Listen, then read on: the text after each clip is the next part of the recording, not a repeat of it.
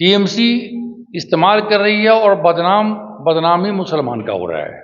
नमस्कार, मैं हूं आपके साथ निजाम खान। आप देख रहे हैं राष्ट्र संवाद में आपका स्वागत है। अभी हम इस वक्त मौजूद है जामताड़ा में और हमारे साथ मौजूद है भाजपा के कद्दावर नेता हरिमोहन मिश्रा जी, जिसका काफ़ी लंबा अनुभव रहा है राजनीति में। आज हम बात करेंगे झारखंड से जुड़ी नहीं, दरअसल हम बात करेंगे झारखंड से सटा हुआ प्रदेश यानी कि पश्चिम बंगाल की बात करेंगे।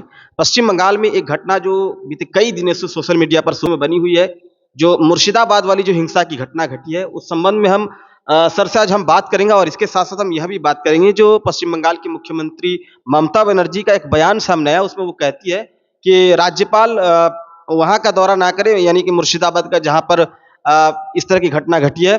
आइए सुनते हैं क्या कुछ कहते हैं। तो दादा, सबसे पहले आपका हमारे चैनल पर बहुत बहुत स्वागत है। धन्यवाद।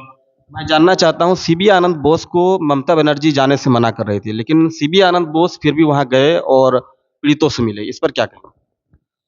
देखिए, ममता बनर्जी सच को छुपाना चाहती है और वो नहीं चाहती है कि जो मुर्शिदाबाद में या पूरे बंगाल में जो घटना घट रही है बीते दिनों से, और आज अभी जो मुर्शिदाबाद में घटना घटी है, तो ये वो नहीं चाहती कि ये बंगाल के हिंदू के बीच ये चीज़ जाए कि वहाँ क्या घटना घटी है और किस तरह से टीएमसी के जो गुंडा हैं, जो गुंडे तत्व के लोग हैं, टीएमसी के नेता और कार्यकर्ता को गुंडे के रूप में वहाँ पर जो ममता बनर्जी इस्तेमाल कर रहे हैं वो आम नागरिक के खिलाफ में, तो वो ये जो है इससे छुपाना चाहती है।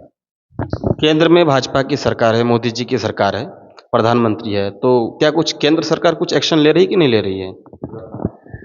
देखिए, स्थिति ये है कि आप देख रहे होंगे कि जब से ममता बनर्जी की सरकार खास के इस बार जब बनी है अभी, उसके बाद बंगाल की स्थिति बद से बदतर हो गई है।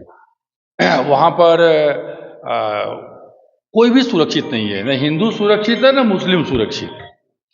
लेकिन जिस तरह से टीएमसी के गुंडा असामाजिक तत्व के रूप में टीएमसी इस्तेमाल कर रही है और बदनामी मुसलमान का हो रहा है, तो आप यही समझ लीजिए कि वहाँ की जो स्थिति है वो पूरी तरह से असुरक्षित है। वहाँ का हिंदू, पूरे बंगाल का हिंदू और हिंदुत्व दोनों खतरे में है।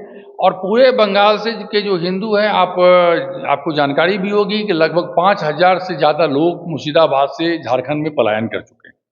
लेकिन हम उन पलायन करने वाले को भी, और यहाँ की जो सरकार है, हेमंत सरकार, मैं उनको भी कहूँगा कि मुझे नहीं उम्मीद है कि उस जो 5,000 पलायन हिंदू किए हैं उनको वो सुरक्षित कर पाएंगे, क्योंकि जिस जिला में वो उनका प्रवास हुआ है, पाकुर की स्थिति पहले से भयावह है। पाकुर में बांग्लादेश के लोग पूरी तरह से जमाई टोला बन चुका है और भर चुके हैं। तो ये पूरी तरह से जो है बंगाल, झारखंड भी अछूता नहीं है। और आने वाले समय में अगर जल्द से जल्द राष्ट्रपति शासन बंगाल में नहीं लगा और झारखंड में भी इसकी अंकुश लगाने की ज़रूरत है सरकार पर, केंद्र सरकार यहाँ की सरकार पर अंकुश लगाए, तो बहुत जल्दी आपको झारखंड में भी बंगाल वाला मुर्शिदाबाद का जो हालात है वो देखने को मिलेगा। बंगाल में एक डिमांड हो रही थी जिसमें भाजपा कह रही है कि बंगाल में राष्ट्रपति शासन लगना चाहिए। इस पर क्या कहना है आपका? बंगाल में मैंने पिछले दिनों भी बयान दिया था कि अविलंब राष्ट्रपति शासन लगना चाहिए।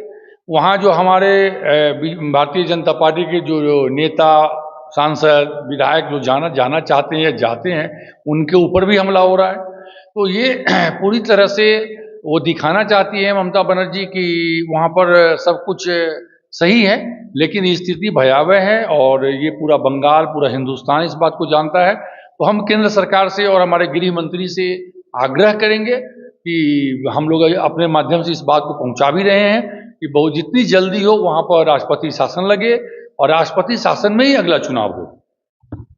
तो बहुत बड़ा आरोप टीएमसी पर और टीएमसी के जो सुप्रीमो है यानी कि ममता बनर्जी पर गंभीर आरोप लगा रहे थे भाजपा नेता हरिमोहन मिश्रा जी, जिनमें कह रहे थे कि टीएमसी के गुंडे लोग इस तरह के कार्य करते हैं और बदनाम मुसलमान लोग होते हैं।